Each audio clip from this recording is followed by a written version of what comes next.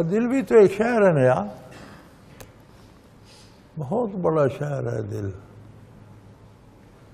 بڑی چیزیں بڑے لوگ ہیں اس میں، بڑے ہمارے دوست رشتہ دار، بڑی بڑی چیزیں، اقتدار، بے شمار دولت کے بے شمار چیزیں اس کے اندر ہیں۔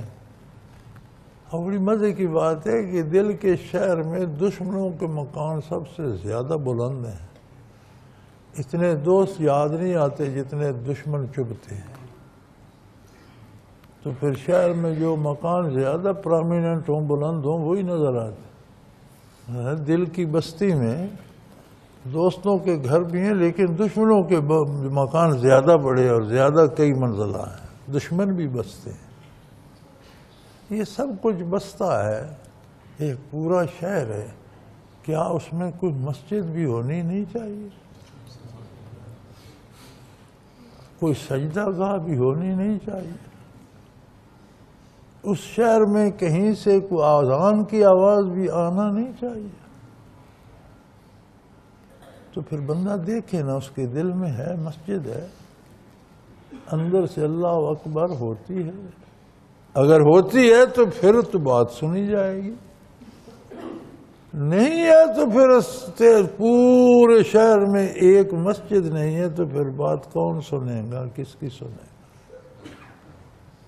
بھئی اتنا شہر بسا رکھا ہے، ایک عالم کو آباد کر رکھا ہے، اولاد، رشتہ دار، دوست، خواہشات، آرزوئیں، اقتدار، دولت، پھر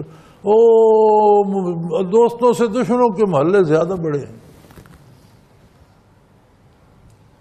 ہر طرح کی آبادی ہے اور اس میں کوئی مسجد نہیں ہے،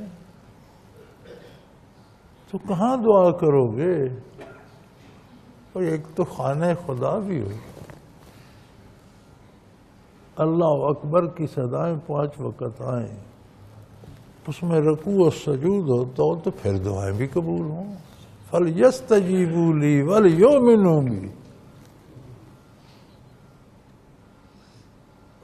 لَعَلَّهُمْ يَرْشُدُونَ، تاکہ تمہیں زندگی کا مزہ آ جائے۔ جینے کا مزہ تو اس میں یار، قرآن کا ترجمہ محاورہ اگر کیا جائے نا،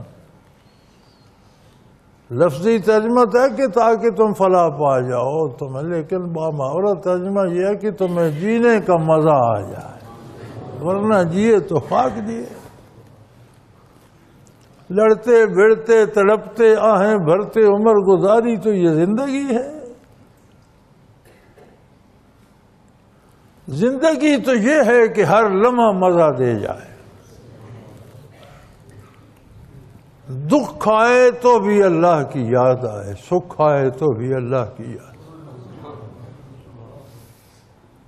تو سامنے ہو، میں سجدہ کروں، سب لطف ہے سجدہ کرنے کا۔